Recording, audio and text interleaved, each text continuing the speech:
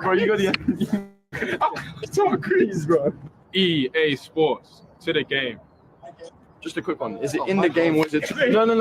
All jokes aside, it's in the game. Yeah, you joke, man. You said to the game, bro. Wait. EA Sports, it's in the game. It's in the game. Yeah. EA Sports, it's in the game. EA Sports, it's in the game. EA Sports. Bro, come on. No.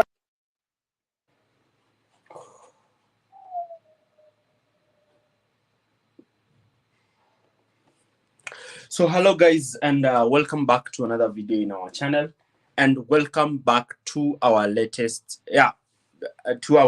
video. And today we are actually getting a breaking news. It's a breaking news that Joao Felix has actually signed for Chelsea, and he's actually coming to Chelsea because the deal for Conor Gallagher has also been finalized. Remember, those two deals were related together.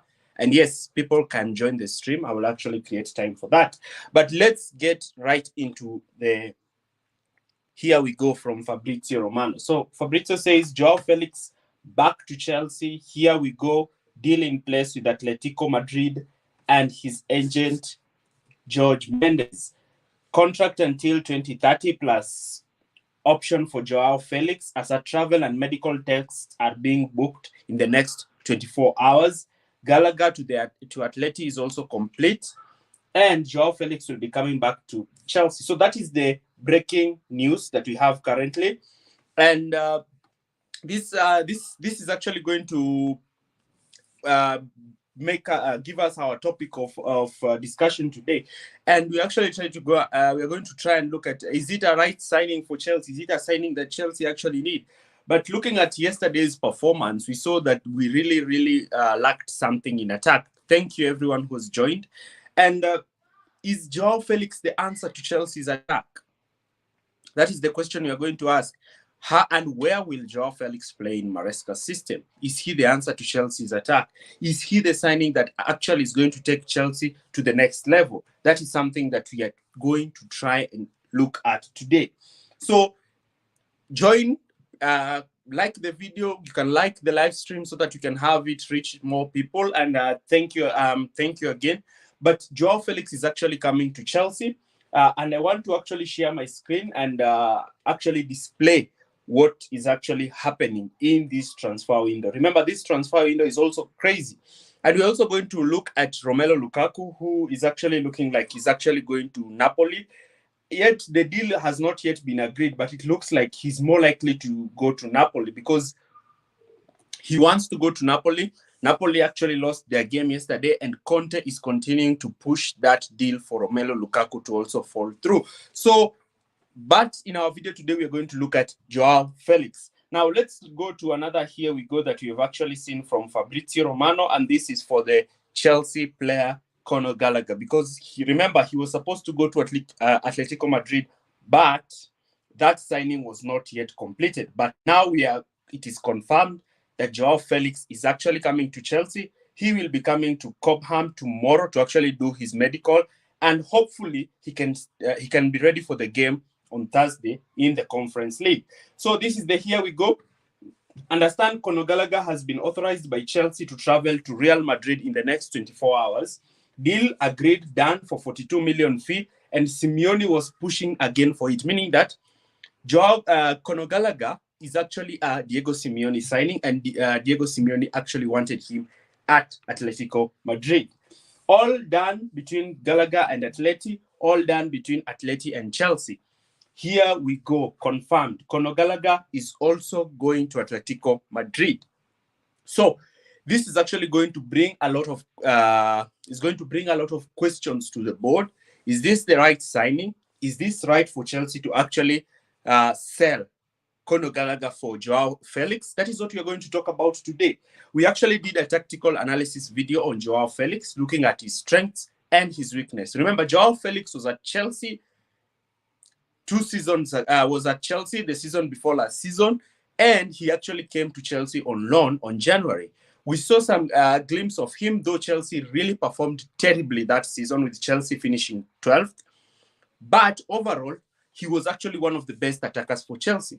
But there's a huge concern for Joao Felix at Chelsea. The huge concern that Frank Lampard actually faced with him and actually declined to play him when he came in as an interim manager. And also the huge challenge that made Maurizio Pochettino not sanction Chelsea to sign him into that squad. And this problem is Joao Felix's ability to actually defend without the ball. Questions have been raised about Joao Felix's role out of possession. Remember, as much as you like the flair that he has, as much as you like his dribbling, as much as you like the way he plays the ball, the way he passes the ball, the way he's a very good creative, you must also look at his off-the-ball work rate. And his off-the-ball work rate is actually something that hinted to Chelsea whether they should proceed with signing him permanently upon the completion of his loan. Now, let's talk about Conor Gallagher. So Conor Gallagher was a very important player for Chelsea last season. He actually was the player who captained Chelsea majority of the games last season. He managed to captain Chelsea because Reece James was out injured throughout the season. He was a player who gave Chelsea that aggression, that steel, that stamina in that midfield. He played in that number 10 role, but he was used to more as a pressing machine for Maurizio Pochettino's system. He was one of the most incredible players and vital players in Maurizio Pochettino's system. Later on in the season, we started to see him being paired with Caicedo in midfield that actually saw Chelsea winning 6 games on the bounce. Now, the question is this. The question is this again, I'm asking. Do you think that Joao Felix will actually improve on Conor Gallagher? Conor Gallagher is a player who every manager dreams of when it comes to the off-the-ball movement. His pressing, his ability to defend, his ability to run. Other fans are actually indicating that Conor Gallagher would have done better in the position that Caicedo and Fernandes were there yesterday when Mateo Kovacic actually scored the goal. So will Chelsea regret this sell of Conor Gallagher? And will Joao Felix silence the doubters as he comes in? That is something that we want to talk about today. So, looking at the deal, Joao Felix has actually accepted a pay cut from Chelsea, and is actually a player who has also been signed on low fees, meaning that he's not been signed with a lot of fees. And because he has also been signed with quite a low fee, he's actually not going to be a political player. Remember, players who've been signed with high fees are usually the political players. But because he's not signed with a higher fee, you're expecting Maresca to have much sway whether he's going to play or not. But Joao Felix is a player who has always had that attachment to Chelsea. He has always formed a lot of huge bonds with players such as Noni Madueke, such as Kane Chukwuemeka. He has formed bonds with a lot of Chelsea players. In his time at Chelsea, he liked it. The fans also liked him. The fans also created a chant for him. So the question is he actually coming to solve Chelsea's problems in attack? We saw in preseason that Chelsea have struggled to score goals. Yesterday, we saw how Chelsea struggled to play through Manchester City. And do you think that Felix is the answer?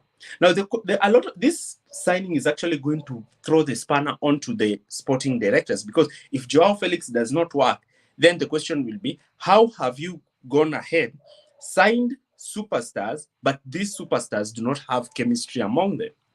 You cannot sign a striker and then you have poor. You cannot sign a striker who has an incredible heading ability like Victor Osimhen, yet your fullbacks cannot cross the ball. You cannot sign a striker who's very poor at link-up play, yet you want to play with 2 twin tens. You cannot sign a midfielder who has a very impressive passing accuracy, but is very poor defensively, yet you want him to do the defensive work and play in defensive midfield because you don't have an aggressive midfielder next to him. That's why when Chelsea won the Champions League, you had Jorginho, who was a very neat passer of the ball, a player who liked to dictate the tempo of the game, the player you want to be on the ball when Chelsea have possession.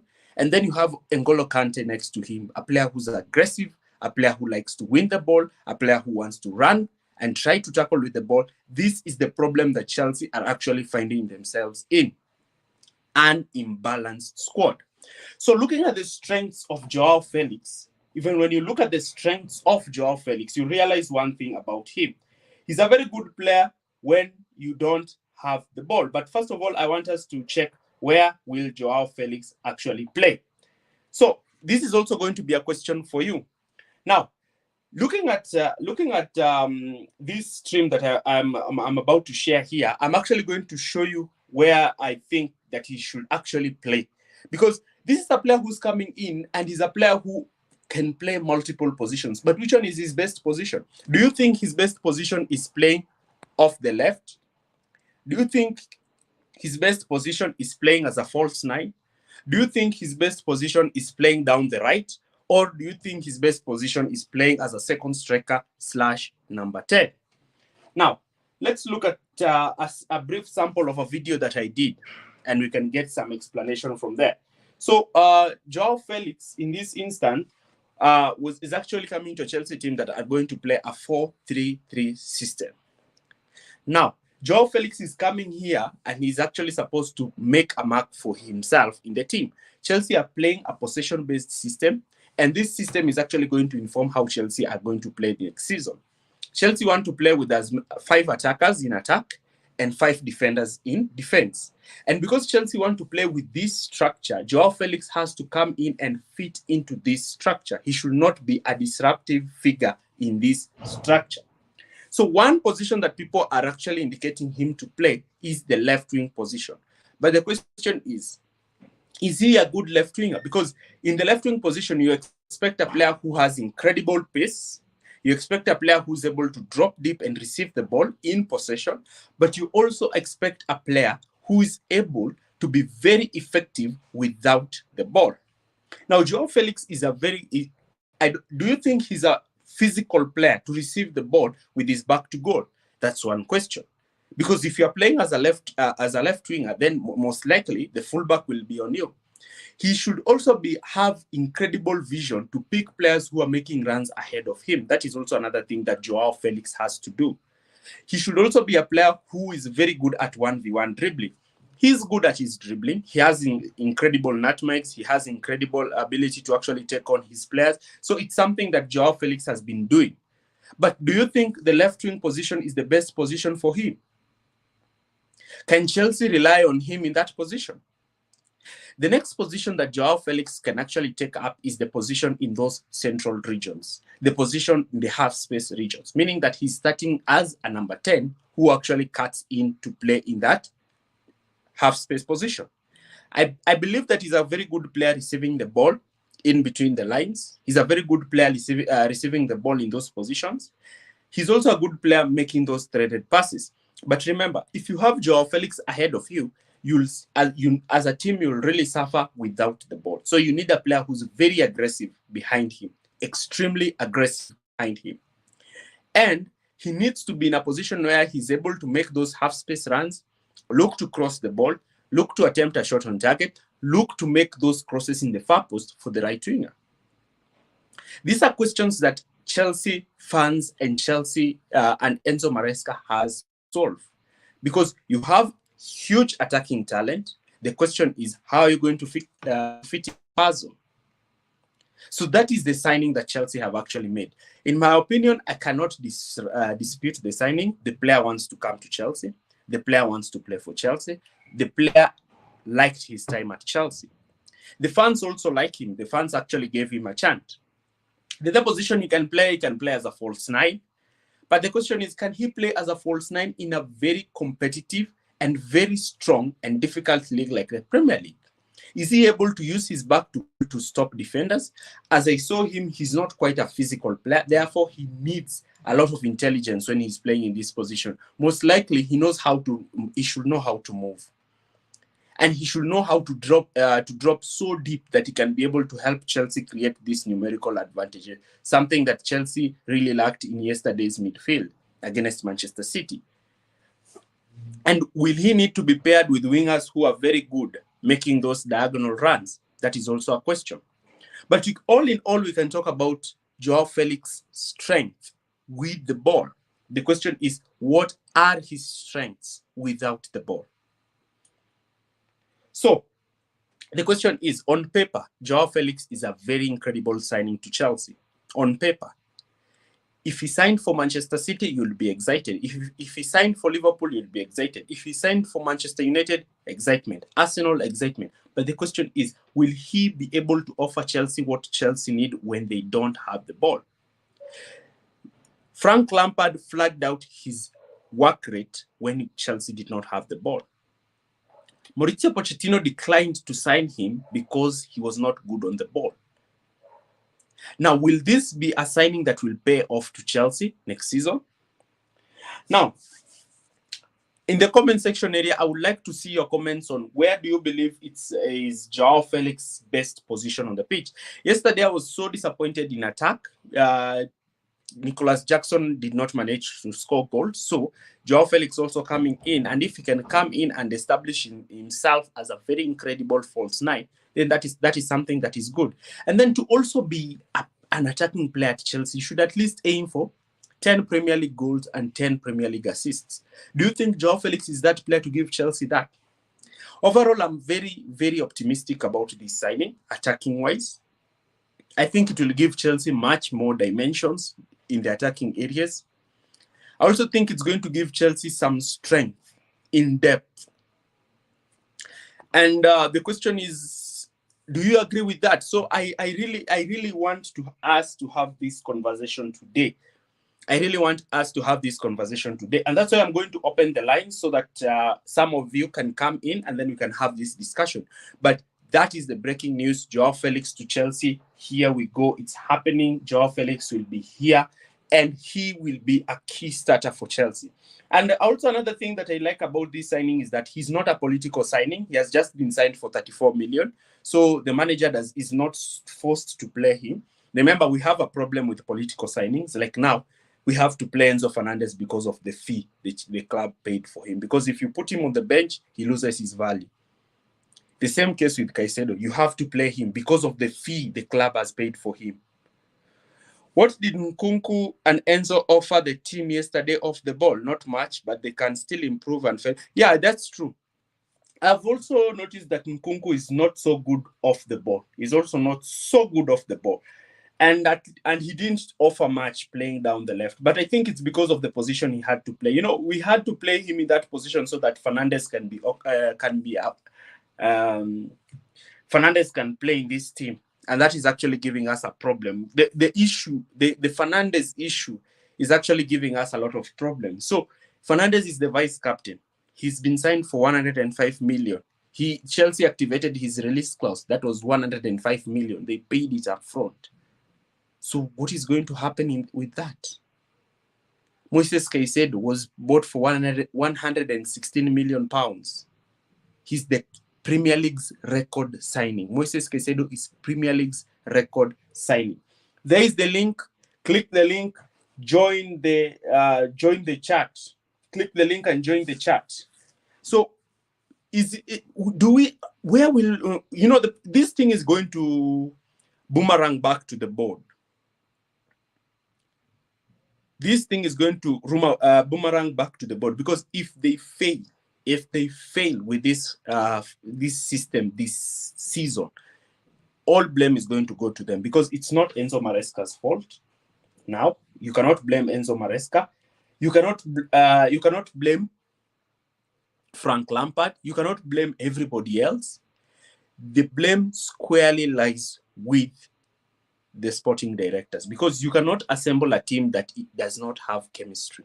If you are bringing in wingers, if Maresca says that he wants wingers who are very good in 1v1 dribbling, then you bring him players like Pedro Neto, like Noni Madueke. Like yesterday, I was very annoyed why Noni Madueke did not come in. So because Chelsea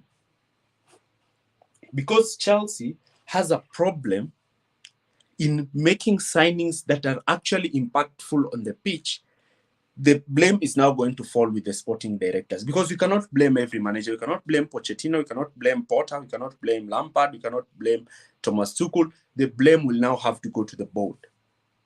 So Joao Felix, I'm optimistic with this signing. And again, I'm asking you that you should click this link that I have actually shared on the chat room. Click the link, join. We want to have this conversation. So do you think the price is fair? Do you think it's a fair deal for him? Do you think he's actually coming to improve the attack? Do you think he's a player who's to take Chelsea to the next level? Because this season, if Chelsea do not get the top 4, it is a failure. So Chelsea should aim for 71 points. It is rumored that if you have 71 points, you are in the Champions League. So Chelsea should ensure at least they get 35 points in the first leg, 35 points in the second leg. So this entails that Chelsea, at least in the first leg, in the first 19 games, if they get 40 points, that can be good. If they get 30 points and then they aim to get 40 points or 35 points, it can be good because at least they can actually make that step towards playing in the Champions League. I'm sharing the link again.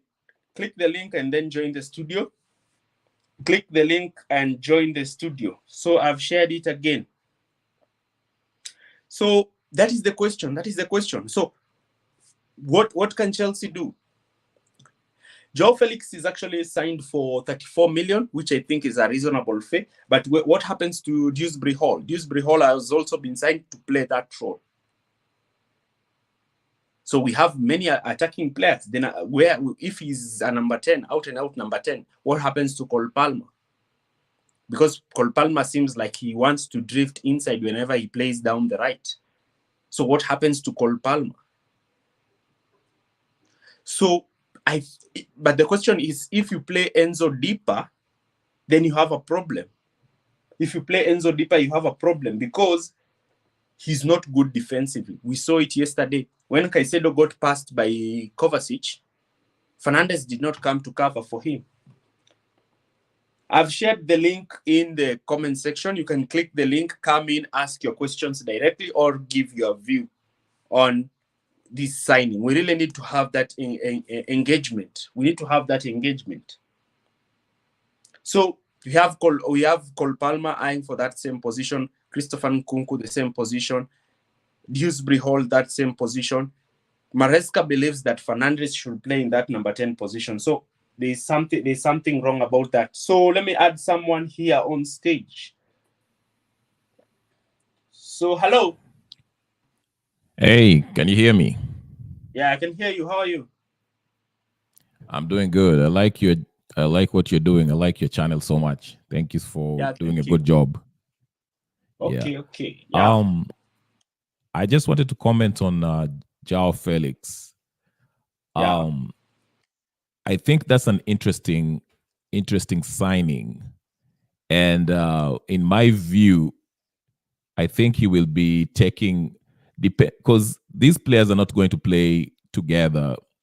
Especially, let's say he'll be taking Nkunku's space, because Nkunku's space, ideally, I think he occupies number 8, maybe that left space, half space, supporting the striker.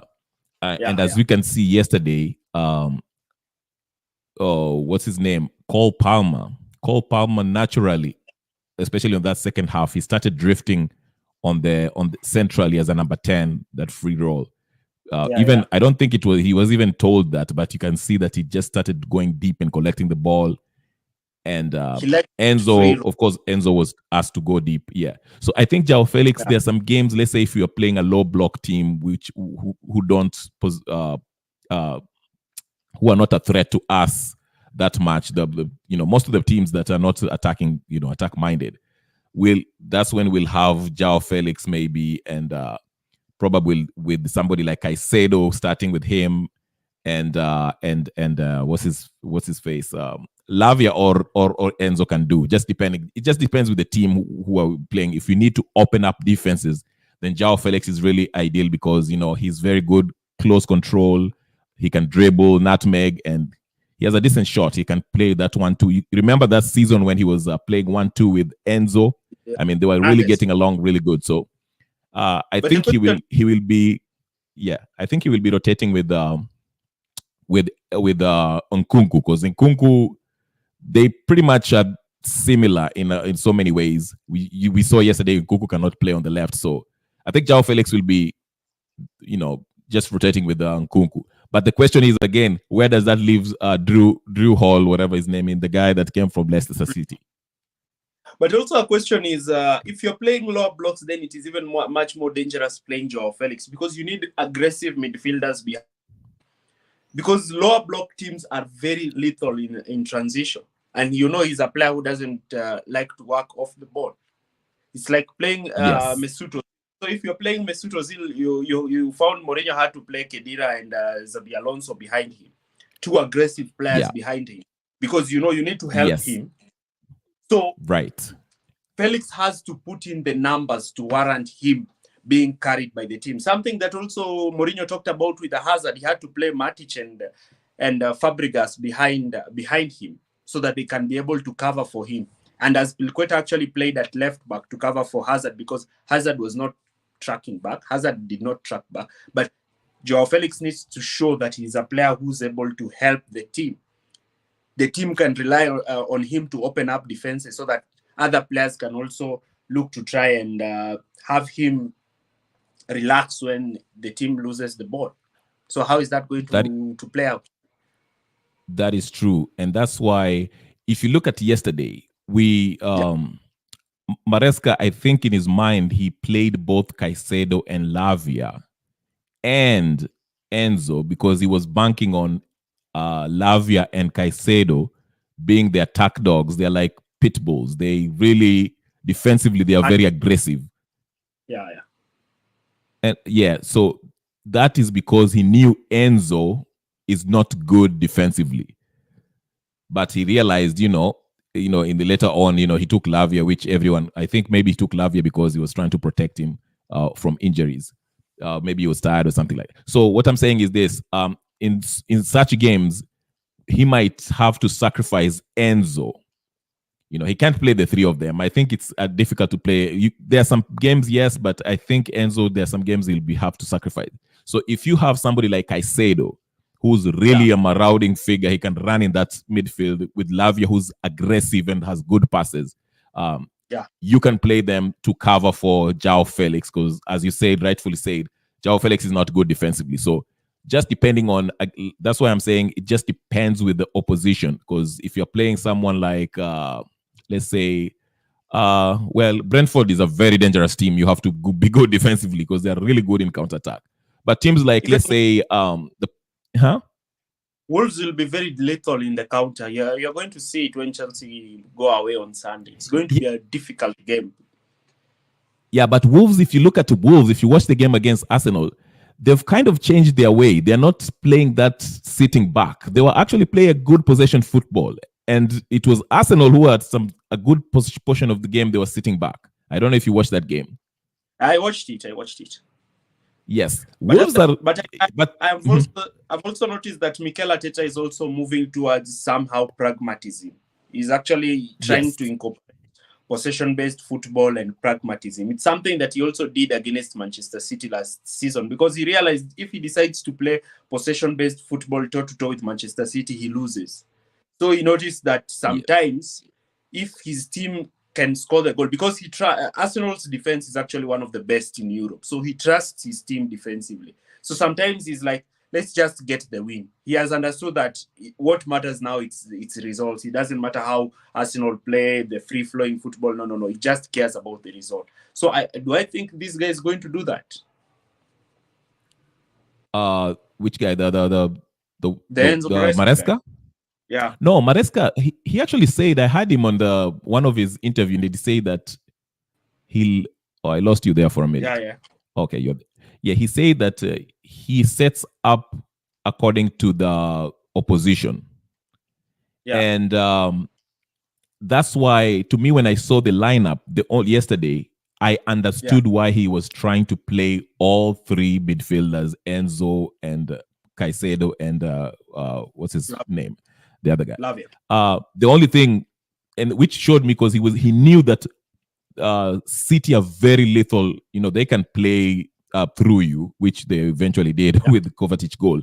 But he was trying to make sure that City depends on their wingers and close out the middle, which eventually didn't work. But he did a good job, even though if you look at, there was a period where I think it was second half when the first 15 minutes we were doing actually really good. Even when the game started, we were okay. Chelsea was okay. So, but I think after Lavia was taken off, then the midfield became porous. Yes, that is true. So that shows me that yes, he was thinking about what the opposition did. I wish he could have reacted quickly. You see Pep, when things were not working with Savinho and Doku, he switched them immediately. You saw that? Yeah, because he saw things are not working. So I wish he could have done that with Enzo and Enzo situation and Nkunku. Nkunku playing on the left was to me, I would have loved to see Modric on that left because he has pace and he can run. What about Pedro Neto? I would like to see Pedro Neto on that right wing, not Madueke. Pedro Neto, if you look at when he plays for, does he play right wing better than he plays left? In my opinion, yes. Because even if you look at the goal that he scored against Man City last season, he was on that right wing and he actually dribbled against three people, like the three or whatever, and ran, and they scored the goal. It was an own goal, but it was a goal nevertheless. But most of the goals that I see, he cuts in and he's very lethal in that left wing. So imagine if we have Cole Palmer on the center and Neto on that left, on right side. Okay, then Gusto also helping out from the back. Those are three that they're ball playing and they're fast and they can do, wonders. So to answer your question before you bring somebody else, just to say, I think Maresca, he will set up according to the opposition. I saw a lot of positive that makes me, I'm not really upset with that loss. So I'm very optimistic about the season. And next week will be a good test. What about, before you go, what about Joao Felix? Where do you think he's going to play? How do you think is he going to suit the system? Do you think he's going to improve his overall defensive game because the team will try to improve him, or the manager will try to create a system where he can actually improve?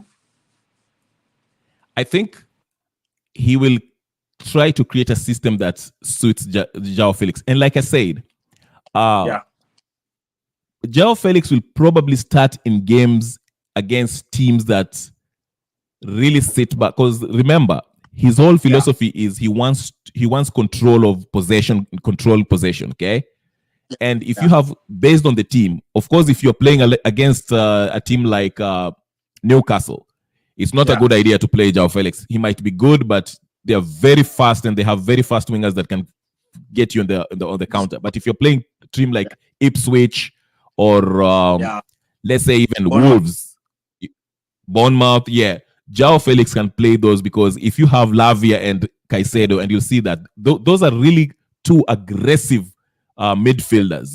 They'll cover for Joao. So I think he will play some games. But the problem is that might mean sacrificing Nkunku or Enzo. One of them will not play if Joao Felix is playing. So that's something that is sad, but that's the problem of having too much players in your fold. Like I said, it just depends with who he'll be facing. But he can also play as a false nine. He can actually mutate himself like Havertz and play as a false nine and actually bring the best out of Nkunku and Palmer and the wingers. Yeah, he can do that. Yeah, he can do that. Let's say if he's playing, but false nine. Why would you play him false? Let's say if I would see if he wants to play false nine. Let's say if he's facing like yesterday we were playing City, or if you're playing Arsenal. If we don't have or Liverpool teams that now I can see that. But again, if we get Osimhen, why would you play him there? So again, it just depends with who we are going to face. But that's a headache that Maresca is going to have when he's playing these guys. But it should be interesting. It's nice. But I'm happy with the signing. Joao Felix is a really good player. Ideally I would like to see him with Cole Palmer, Joao Felix, Nkunku, and Neto. I mean, that's just a combination I would like to see. Yeah. Okay. And you can follow me on Instagram on the links I have shown there, so that when you go live, and then just DM me, then we can organize a live stream. Okay. You put it on the chat. You have Instagram on your chat? Oh, check my last video. Check my last video. There, it's actually in the description area. what's the title of the last video? Okay, I don't know. It's in my last 3 videos. You can check the description here, and then you can Oh, follow okay, me, okay, and then okay. All right. I can DM me. We can organize a live stream. Okay, and my name is just like that. You can find me on what is it called? Twitter page. Yeah, just find me on Twitter page. It's just this. All right, I'll do that. Thank you so much, and I'll let you go ahead. I like your channel. You're doing a good job. You're a football head. Thank you so much. I'll see you later. You're welcome. Peace. You're welcome. Now you can drop. Let me have the next person. The person who's on the screen. Yeah, hello. How you doing? Fine, thank you. How are you? Yeah, this is CN Sheung from Nigeria. Okay. Yeah, okay. I'm a Chelsea fan, and okay, you are doing a great job. I just stumbled into your stuff, your life on YouTube. I said I should just, hop in. Yeah, I'm so happy for the signing, Joao Felix. Yeah. What a beautiful signing. Yeah, he's going to do well. He's going to do well. We really need him. We need someone who is so versatile, who can move the ball. One thing I like about him is he's able to move the ball quickly across the midfield. And you remember what Joan Mata was doing those days, for us. I think 2014-15, where you have Diego Costa, you have John Mikel Obi, you have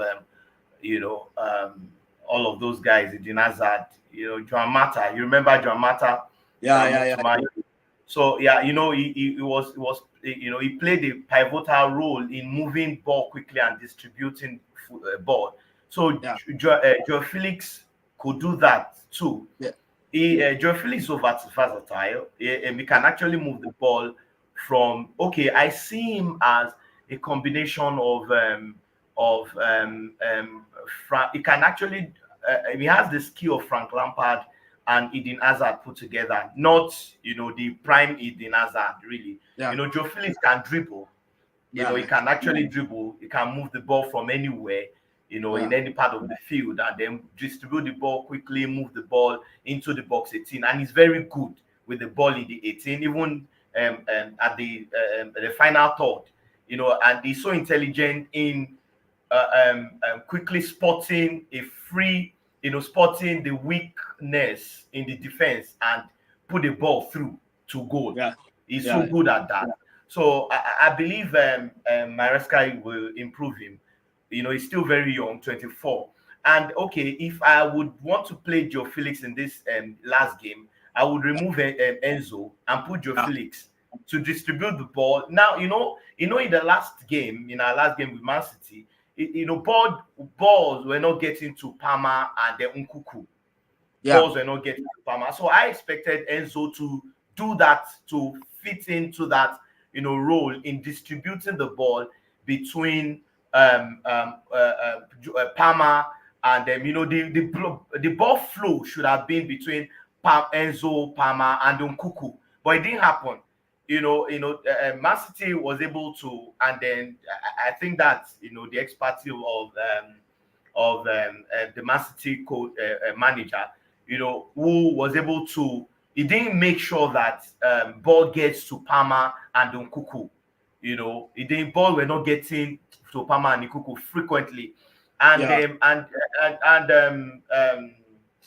this our guy, what's his name, that moved from the back, that plays 3. He moved from the back. He has the offensive. What's his name now? I forgot his name now.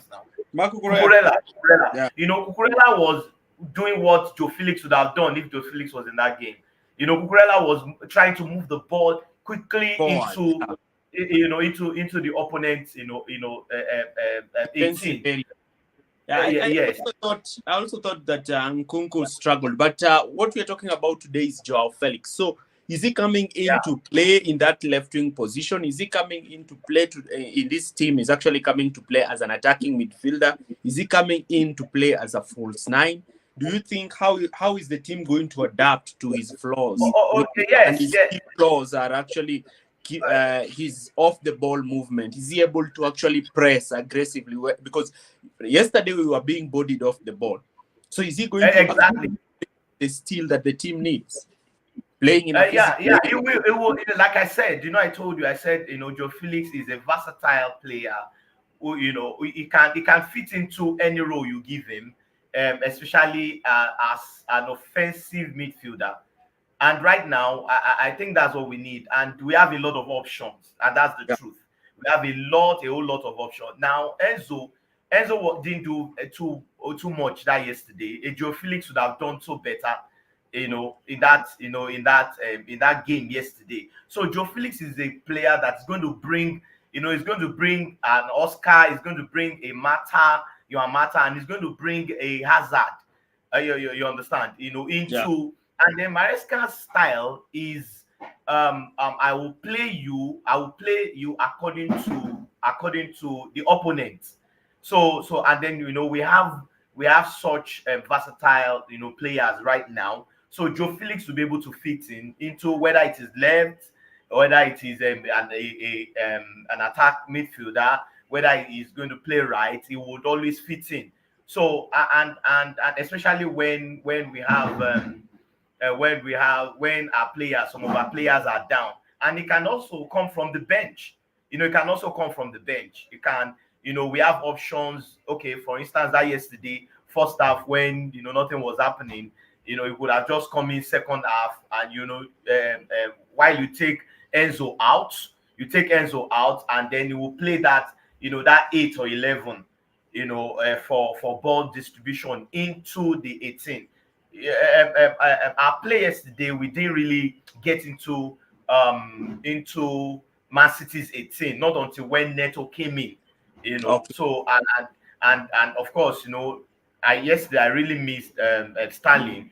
Sterling would have taken the ball into the opponent's 18, but it wasn't there. And Nkuku struggled because he was not getting, Nkuku's play. I would have loved that. Okay. I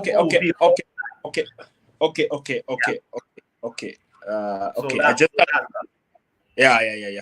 So before you conclude, there's a link here. There's a link that I've shared in the chat room. You can actually click the link if you want to join the studio, so that I can add you.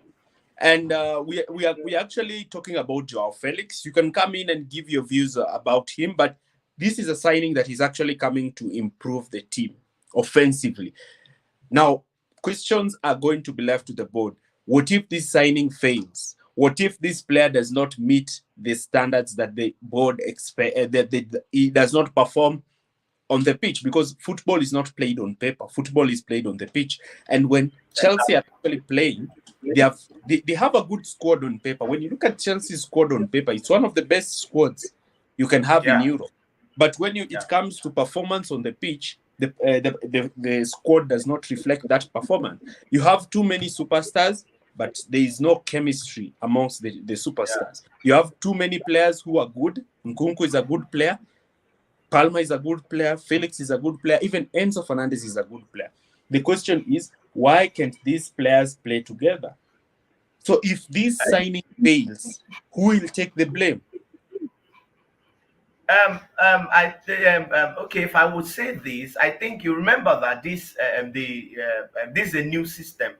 It's a new system. No matter how good players are individually, they still have to get adapted to the system. So we still have to give them time. And really, it's not as in that they didn't play well that yesterday. That yesterday we really played. We played a Man City. It's just that we didn't take our chances. Then they took their own chances. They took their chances, and we were too weak in that defense. We're too weak in the defense. But again, Mourinho has said that big teams stop being big teams when they start accepting when they are comfortable with Mediocrity. Yes. So I understand. Yeah, so if the team, you can say the team played well, the passing was good, but at the end of the day, even Maresca said you want to win games. You want your striker Jackson to shoot. He cannot be receiving the ball. He has an opportunity to actually attempt a shot on goal. Then he's trying to go past the goalkeeper. He's afraid of taking the shot. You see that there's something, and he's actually Yeah, he's creating a Felix is problem. bringing that. Yeah, Felix is bringing that. Joe Felix is going to but bring he's that. not coming If you, in. if you He's not check coming in. Felix. Is he Hello? coming to play as a number 9? No. Felix. He has a bit of Lampard in him. A bit of Lampard. He's not as physical as Frank Lampard. He does not contribute defensively as Frank Lampard. I don't also think Yes, that I understand the that. blown passes Yeah. that Lampard had. You are very correct. You don't worry. He has a backup. He has Lavia. He has Lavia. He has Caicedo to back him up. But Okay. just like Hazard too does not have that that defensive flair. But you are sure you were sure of some defenders don't in those days of Okay. Hazard. Okay, So let that's me. that.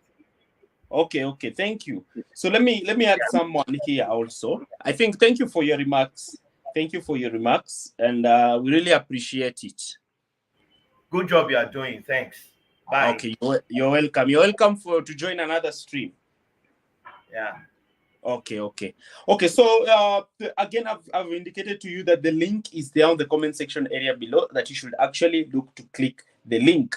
Now, we are looking when you're talking about Joao Felix. There's also another thing that you need to understand. You also need to look at the cohesion of the team. Again, is Maresca being put in a situation that Graham Potter was actually put? Remember, Potter had to deal with almost 50 players. There's even a rumor that the staff, the backroom staff, did not have the team did not have the locker rooms were not enough for all the players. Some players had to come to train after other players have trained. So are we congesting Cobham? Are we are we disrupting the overall harmony of the team? Because Raheem Sterling yesterday came out with a statement. Raheem Sterling came out yesterday with a statement criticizing why he was left out of the matchday squad. So if Joao Felix is coming in, do you think there will be harmony between Joao Felix and Raheem Sterling? Are we going to have harmony between Mudryk and Pedro Neto? Are we going to have harmony overall in the team? Because we have too many players. We have too many players. We have too many goalkeepers. We have too many central defenders. We have too many fullbacks. We have too many attacking players. So what was the point of signing the likes of Kani Chikameka, Casadei, and all those other players that Chelsea have signed in the attacking areas? What was the point? Because Chelsea have spent 1.4 billion.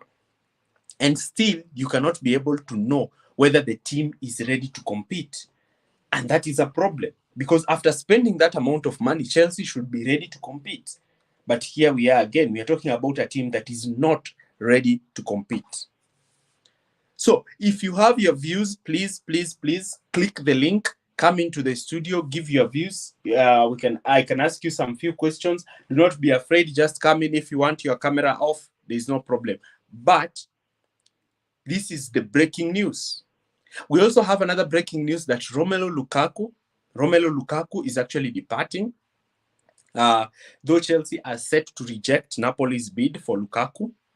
So what happens is the departure of Romelu Lukaku indicating that Victor Osimhen is coming. But Victor Osimhen's wages are against Chelsea's wage structure. So will Chelsea manage to pull off that signing? Will Chelsea manage to have Victor Osimhen come to Chelsea and actually disrupt their salary structure? Because if you bring him in and you are paying him salary that is beyond the salary structure for all players, then you will create disharmony in the team because other players will be like, why are we earning less? Osimhen just came here. You broke this the wage structure. You signed some of us. You told us that you have a wage structure that you cannot break, but you're breaking that wage structure to another player. So these are the frictions that you're going to have in this team. So there's a problem. There's a problem. So we are really focusing. We are going to look into this deal between Napoli and Chelsea and try to understand, is Victor Osimhen coming? And when Victor Osimhen comes, how does he affect Joao Felix? How does he affect McGeough? How does he affect Nicholas Jackson? Is Maresca going to prefer to play Jackson down the left? These are all questions that we need to ask ourselves in these coming days. So, because I've not seen anyone joining the link, I've not seen anybody clicking the link to join. I can see no one in my stage. So I would like to conclude that is the breaking news. And if we have any further news, we will actually go live and check on it. So if you've stayed with us, thank you for watching. Rajiv, thank you so much. I wanted you to join the live stream. But yeah, you're doing a great job in the comment section area below. So thank you again, and you will be leaving out your questions, and then I will prepare how I'm going to answer them. I'm going to do a preview for the game that will happen on Thursday. Thank you again, and see you next time.